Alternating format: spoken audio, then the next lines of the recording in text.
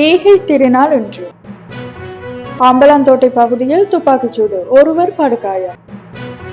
சட்டவிரோத சொத்துக்களை பறிமுதல் செய்யும் சட்டம் விரைவில். புலி ஆதரவாளர்களான புலம்பெயர் தமிழர்களின் அழுத்தங்களால் நாட்டுக்கு பாரிய அச்சுறுத்தல், தயாசிரி குற்றச்சாட்டு.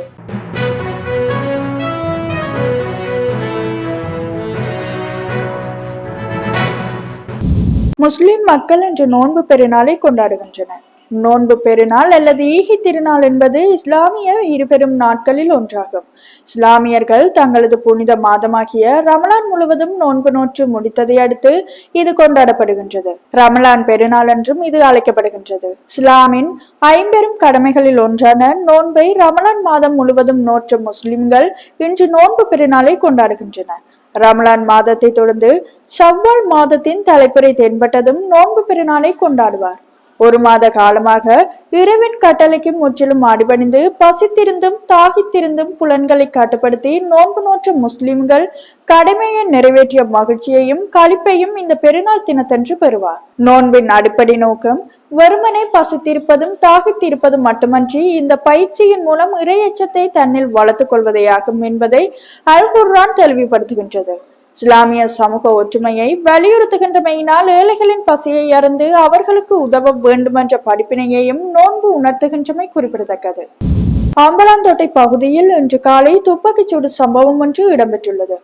அம்பலாந்தோட்டை போலீஸ் பிரிவின் கொக்கல்ல பகுதியில் உள்ள வீடொன்றில் இருந்த நபர் மீது மோட்டார் சைக்கிளில் வந்த இருவர் நடாத்திய துப்பாக்கிச் சூட்டினால் குறித்த நபர் காயமடைந்து ஹம்பாந்தோட்டை வைத்தியசாலையில் அனுமதிக்கப்பட்டுள்ளார். அம்பலாந்தோட்டை கோக்கல பகுதியைச் சேர்ந்த 30 வயதுடைய நபரே சம்பவத்தில் காயமடைந்துள்ளார். காயமடைந்த நபருக்கும் மற்றொரு தரப்பினருக்கும் நீண்ட காலமாக இருந்து வந்த தனிப்பட்ட தகராறு காரணமாக இந்த துப்பாக்கிச்சூடு சம்பவம் இடம்பெற்றுள்ளதாகவும் துப்பாக்கிச் சூட்டுக்கு உள்ளூரில் தயாரிக்கப்பட்ட துப்பாக்கி பயன்படுத்தப்பட்டதாகவும் போலீசாரின் ஆரம்பகட்ட விசாரணைகளில் தெரிய வந்துள்ளது. சம்பவம் தொடர்பிலான மேலதிக விசாரணைகளை அம்பலாந்தோட்டை போலீசார் முன்னெடுத்துள்ளமை குறிப்பிடத்தக்கது. சட்டவிரோதமாக ஈட்டிய சொத்துக்களை அரசுடைமையாக்கும் சட்டம் மூலம் ஏப்ரல் 8 பாராளுமன்றத்தில் சமர்ப்பிக்கப்படும் என்று ஜனாதிபதி அனுரகுமார திசாநாயக்க தெரிவித்தார். மாத்தரை வெளிப்பட்டிய பகுதியில் நடைபெற்ற பொதுக்கூட்டத்தில் உரையாற்றிய ஜனாதிபதி மோசடி செய்பவர்கள் மற்றும் ஊழல்வாதிகளுக்கு மீண்டும் நாட்டை ஆட்சி செய்ய வாய்ப்பு வழங்கப்படாது என்றும் சுட்டிக்காட்டினார். அரசாங்கம் ஊழல்வாதிகளை எவ்வாறு தண்டிக்கும்? ஒரு அரசாங்கம் குற்றவாளிகளை எவ்வாறு தண்டிக்கும்? அரசாங்கத்தின் பங்கு என்ன? அரசாங்கத்திடம் சில சட்டங்கள் உள்ளன. திருடப்பட்டு குவிக்கப்பட்ட சொத்துக்களை அரசுடைமையாக்கும் சட்டத்தை வரும் 8 நாடாளுமன்றத்தில் நிறைவேற்றுவோம். இது சட்டவிரோதமாக வாங்கிய சொத்துக்களை பறிமுதல் செய்யும் சட்டமாகும். யாரையும் தனிப்பட்ட முறையில் பழிவாங்கும் எண்ணம் எங்களுக்கு இல்லை. எங்கள் தாய்நாட்டில் சட்டத்தின் ஆட்சியையும் இறையாண்மையையும் மீண்டும் நிலைநாட்டுவதை எங்கள் எதிர்பார்ப்பு என்று தெரிவித்தார். அதே நேரம் 2026 வரவு செலவு திட்டத்துக்கான முன்மொழிவுகளை பெறுவது இந்த ஆண்டு ஜூன் மாதத்தில் தொடங்கும் என்றும் ஜனாதிபதி தெரிவித்தார். இதற்கிடையில் பொருளாதார நெருக்கடி காரணமாக கைவிடப்பட்டிருந்த வெளிநாட்டு உதவிகளின் கீழ் செயல்படுத்தப்பட்ட பல திட்டங்கள் மீண்டும் தொடங்கப்படும் என்று ஜனாதிபதி குறிப்பிட்டார். ஜப்பானிய அரசாங்கம் 11 திட்டங்களை கைவிட்டது. JICA வங்கியால் கடன் வழங்கப்பட்ட 11 திட்டங்கள் நிறுத்தப்பட்டன. ஜப்பானிய அரசாங்கம் மீண்டும் 11 திட்டங்களையும் தொடங்க ஒப்புக்கொண்டுள்ளது. அதாவது பொருளாதாரம் நிலையாக உள்ளது. கடவத்தை மீறிக்கம நெடுஞ்சாலை பகுதி சீனாவின் எக்ஸிம் வங்கியிடமிருந்து கடனை பெற்று கட்டப்பட்டது என்பது உங்கள் அனைவருக்கும் தெரியும். நாடு வங்குரோத்தானது. கடன் வழங்குவது நிறுத்தப்பட்டது. அந்த திட்டம் நிறுத்தப்பட்டது. 5600 மில்லியன் ரூபாய் இழப்பு ஏற்பட்டுள்ளதாக நாங்கள் மதிப்பிட்டுள்ளோம்.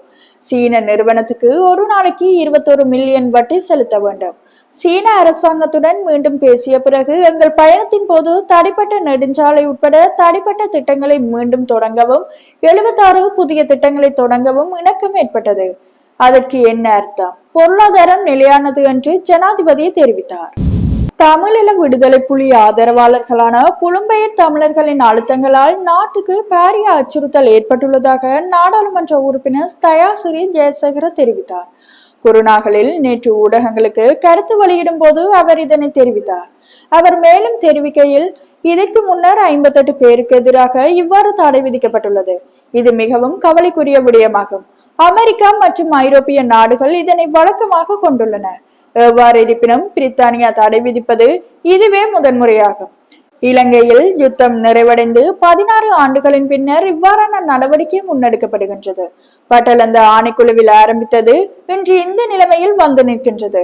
பட்டளந்த வதை முகாம் தொடர்பில் ஆணைக்குழு அமைத்து விசாரணைகளை முன்னெடுப்பதாயின் உள்நாட்டு யுத்தத்தால் பாதிக்கப்பட்டவர்கள் தொடர்பிலும் உரிய நடவடிக்கை எடுக்க வேண்டும் என்று புலம்பெயர் தமிழர்கள் உள்ளிட்ட தமிழீழ விடுதலை புலி ஆதரவாளர்கள் வலியுறுத்துகின்றனர்.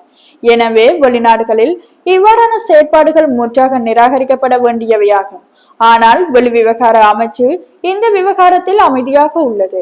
இதே நிலைமை தொடர்ந்தால் இது நாட்டுக்கே அச்சுறுத்தலாக அமையும். எனவே இவ்வாறான விடயங்களில் நேர்மையாகவும் வெளிப்படைத்தன்மையுடனும் தீர்மானங்களை எடுக்குமாறு அரசாங்கத்தை வலியுறுத்துகின்றோம். யுத்தத்தின் போது பலர் கொல்லப்பட்டுள்ளனர் என்பது ஏற்றுக்கொள்ளக்கூடிய விடயமாகும். ஆனால் அது குறித்த விசாரணைகள் உள்ளக பொறுமுறையின் கீழ் முன்னெடுக்கப்பட வேண்டும் என்று அவர் தெரிவித்தார்.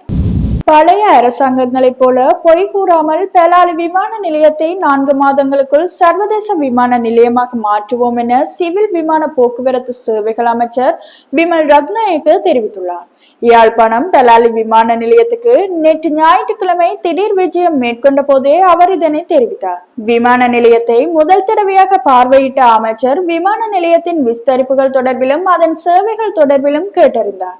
இதன்போது விமான நிலையத்தின் சிவில் விமான சேவைகள் அதிகார சபையின் தலைவர் ஹர்ஷா அபே விக்ரம மற்றும் ஏனைய ஊழியர்களுடன் சேவைகள் தொடர்பில் கேட்டறிந்தார். ஊடகவியலாளர் எழுப்பிய கேள்விக்கு பழைய அரசாங்கம் போல் நாம் பொய் கூற மாட்டோம். விமான நிலையத்தின் திட்டமிடல் வரைபடம் உள்ளிட்ட பல்வேறு வேலை திட்டங்கள் நிறைவடைந்துள்ளன. எனவே அதனுடைய திட்டமிடலுக்கு ஏற்ப 4 மாதங்களுக்குள் விமான நிலையம் சர்வதேச விமான நிலையமாக மாற்றியமைக்கப்படும் என அமைச்சர் தெரிவித்தார். இதன்போது கடத்தொழில் அமைச்சர் ராமலிங்கம் சந்திரசேகர், நாடாளுமன்ற உறுப்பினர்களான கருணைநாதன் இளங்குமரன், வைத்தியர் ஸ்ரீ பவானந்தராய ஆகியோர் கலந்து கொண்டிருந்தமை குறிப்பிடத்தக்கது.